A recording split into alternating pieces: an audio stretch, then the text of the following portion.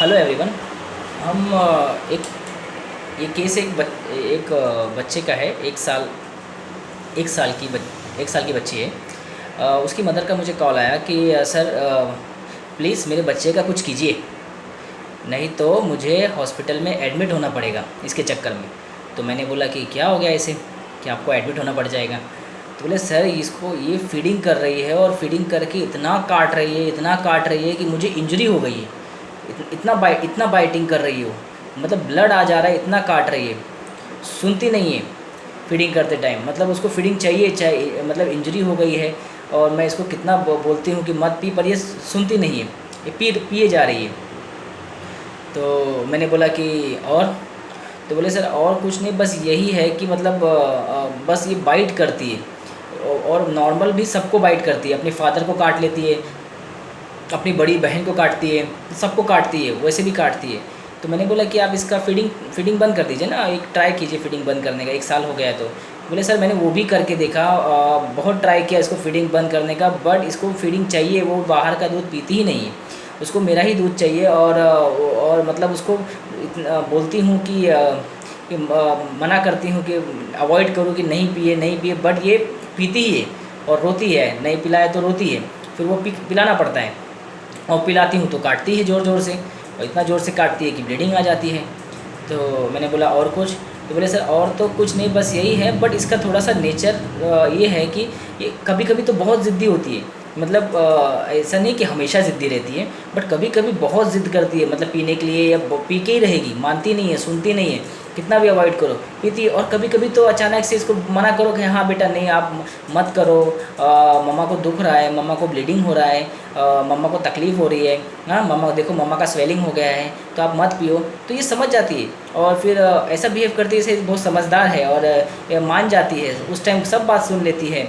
और फिर मेरी बात सुन के वो पीती भी नहीं है, उस टाइम फीडिंग भी नहीं करती है, एकदम नॉर्मल हो जाती है, सब काम करती है, मतलब मैं जो बोलूँ वो मान जाती है, एकदम एकदम नॉर्मल भी है, मतलब एकदम बोलते हैं ना अच्छी बन जाती है कि ऐसा, मतलब ऐसा कुछ सब बात मानती है मेरी।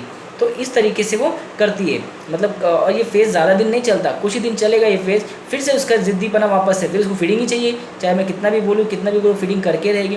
तो ये इसका फेज़ जो है ना सर, ये बीच का, तो ये बार बार आता रहता है। और प्लीज़ आप इसको कुछ तो भी दवा दो ताकि ये काटना बंद हो जाएगा। एक बार फीडिंग चल जाएगा मुझे, पर ये काटना नहीं बंद हुआ ना, तो एटलीस्ट मेरा पहले एक बार एब्सेस हो चुका है, और मुझे डर है कि मुझे वापस से एब्सेस ना हो जाए। तो इसके लिए मुझे इसका काटने के लिए आप कोई मेडिसिन दे दो, तो ये कि इसका काटना बंद हो जाए।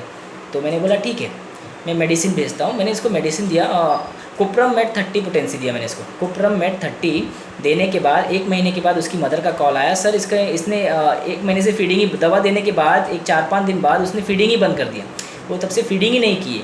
और जो सबका काटना था वो काटना भी अभी बंद हो गया है, मतलब वो किसी को काट नहीं रही है। और अब बाहर का दूध भी हमने उसको पिलाना चालू किया, वो उसका बाहर से दूध भी पी रही है। तो ये केस 30 पोटेंसी में उसने काटना बंद हो गया। अब इस केस में इम्पॉर्टेंट चीज़ क्या है, मदर को काट रही है। मदर क्या है, उसका सोर्स ऑफ फूड है। बच्चे का सोर्स ऑफ फूड क्या है, मदर ही है ना, मदर का फीडिंग उसका सोर्स ऑफ फूड है, सोर्स ऑफ एनर्जी है, और सोर्स ऑफ एनर्जी है, तो उसको ही काट रही है वो, ठीक है, उसको काटते जा रही है। तो मदर कितना भी बोले वो सुनती नहीं है। तो ये क्या है, ये है बाइटिंग हिज टम्बलर। अब टम्बलर क्या है, ग्लास होता है ना जिसमें हम पानी पीते हैं, ग्लास टम्बलर, हाँ ठीक है, बर्तन जिसमें हम पानी पीते हैं, और वो बर्तन वो पानी को लेके आप इसको पिला रहे हो, आप इसको पिलाने जा रहे हो, और आपको वो काट रही है। तो बर्तन को नहीं काटती है इन जनरल, अगर हम इसको मेटाफोरिकली समझें तो ग्लास ऑफ वाटर उसकी मुंह तक, मतलब जो इसकी सेवा कर रहा है, जो इसको पिला रहा है, जो इसको हेल्प कर रहा है, ये उसी को ही काट रहा है। अब मदर क्या है, मदर उसका सोर्स ऑफ फूड है ना, उसका सोर्स ऑफ ड्रिंकिंग वाटर है, या सोर्स ऑफ उसका फीडिंग है। अब आप उस पर ही डिपेंडेंट हो और आप उसी पे ही काट रहे हो, अपनी मदर को ही बाइट कर रही है, तो उसी को ही चबा ले रही है। तो ये हो गया बाइटिंग हिज टम्बलर, ठीक है, तो उसको काटना। ये फर्स्ट रूब्रिक मैंने अप्लाई किया। सेकेंड रूब्रिक है हमारे पास बाइटिंग निप्पल वाइल सकिंग। ये हमारे पास डायरेक्ट रूब्रिक है, रेपर्टरी में आप ढूंढोगे तो biting nipple while sucking, nipple को बाइट कर रही है, और इन जनरल भी सबको बाइट कर रही है, तो biting in children, normal rubric लेंगे तुम। और फोर्थ रूब्रिक जो बहुत इंपॉर्टेंट है इस केस में, ऑब्स्टिनेट अल्टरनेट विथ माइल्डनेस। ये कुप्रम मेट का बहुत बहुत इंपॉर्टेंट रूब्रिक है। दो फेज़ रहते हैं कुप्रमेट के। एक तो बहुत ज़िद्दी बना होता है, आप ऐसी मदर आके बोलती है सर ये बहुत ज़िद्दी है, कभी कभी तो इतना हट करती है, परेशान कर देती है, हमको सुनना ही पड़ता है, अपनी हट मनाती है। और कभी कभी तो एकदम समझदारी वाली बिहेव करती है, एकदम नॉर्मल बिहेव करती है, सारी बात सुनने लगती है, सारी बात मानती है, हमारी हेल्प भी करती है, मतलब एकदम नॉर्मल माइल्ड हो जाती है। तो ये जो फेज़ रहते हैं ना कुप्रमेट के, ये अल्टरनेट रहते हैं ऑब्स्टिनेट और माइल्डनेस में, कभी अच्छा कभी ज़िद्दी। तो अब आपको ये कुप्रमेट में देखने मिलेंगे। तो कुप्रमेट से ये केस उसका जो बाइटिंग है वो क्लियर हो गया। एंड जो और इससे एक बाइटिंग टम्बलर में दो मेडिसिन है, आर्सेनिक और कुप्रमेट। तो हमने कुप्रमेट में देख लिया, अब हम आर्सेनिक को कैसे डिफ्रेंशिएट करेंगे इससे। आर्सेनिक फास्टिडियस होता है, ठीक है। अब आर्सेनिक भी बाइटिंग हिज टम्बलर है, मदर को काटेगा वो भी। मदर क्यों, मदर जो सेवा करता है, जो उसको पानी पिलाता है, जो उसको सोर्स ऑफ एनर्जी देता है, जिस पे वो डिपेंडेंट है, उसी को ही वो काटता है, ठीक है। बट आर्सेनिक कैसा होता है, आर्सेनिक फास्टिडियस रहता है और आर्सेनिक सेल्फिश रहता है। आर्सेनिक को मदर से कोई लेना देना नहीं है। मदर कितनी भी तकलीफ़ में चिल्लाती रहे, कितनी भी तकलीफ़ हो, कितना भी रोए, वो अपना चुपचाप फीडिंग करेगा। रोते हुए मदर का भी फीडिंग करेगा आर्सेनिक अल्बम। इतना डेंजर है arsenic album. Arsenic album selfish होता है, वो अपना सिर्फ सेल्फ मोटिव कंप्लीट करने के लिए ही अपना काम करता है। अदरवाइज़ आर्सेनिक कोई मतलब नहीं है मदर से, उसको सिर्फ वो फीडिंग से मतलब है। मदर चाहे तकलीफ़ में हो, मदर रोती रहे, मदर यहाँ रो रही है और बच्चा दूध पिए जा रहा है मस्त में, तो ये हो गया आर्सेनिक अल्बम। आप इसको आर्सेनिक अल्बम दीजिए ईजिली ये केस, क्योंकि बाइटिंग हिज टम्बलर और सेल्फिश आप देखेंगे आर्सेनिक अल्बम है। एंड कुछ बच्चे और फास्टिडियसनेस आते हैं, जैसे कुछ एक मदर आई मुझे बोली सर इसको ना एक 6 महीने का बच्चा था, उसको कुछ तो खांसी हो रही थी। तो उसकी मदर ने बताया सर ये तो ये इतना, इसका एक बार इसने लेटरिन पास कर दिया तो इसको हमें चेंज करना ही पड़ता है। इतना रोएगा इतना रोएगा इतना रोएगा, जब तक उसको क्लीन ना कर दे या साफ़ ना कर दे, चेंज ना कर दे, तब तक ये शांत नहीं होता है। ये क्या है, ये भी आर्सेनिक अल्बम, इसको मैंने आर्सेनिक दिया। Quieten cannot be carried only by being rapidly और rest cannot until things proper place और फास्टिडियस। मतलब रेस्ट कैनॉट, मतलब जब तक आप उसको डर्टीनेस नहीं हटा दोगे, क्लीन नहीं कर दोगे, तब तक आर्सेनिक का बच्चा शांत नहीं होता है। Quieten cannot be carried only by being rapidly, मतलब तुरंत फटाफट चेंज कर दो, फटाफट क्लीन करो, फटाफट साफ़ करो, नहीं तो वो शांत नहीं रहेगा। क्योंकि रेस्ट कैनॉट है ना, रेस्ट नहीं कर सकता, वो आराम नहीं कर सकता जब तक आप प्रॉपर क्लीनिनेस ना कर दो, प्रॉपर प्लेस ना हो जाए उसका, मतलब डर्टीनेस ना हट जाए, तब तक आर्सेनिक अल्बम शांत नहीं बैठता है। तो वो आर्सेनिक होते हैं। और क्या, और अगर हम समझे बाइटिंग हिज टम्बलर थोड़ा आर्सेनिक का, तो आर्सेनिक क्या होता है, अगर हम बड़े लोगों में एक केस मुझे याद है, एक लेडी आई उसके हस्बैंड के लिए।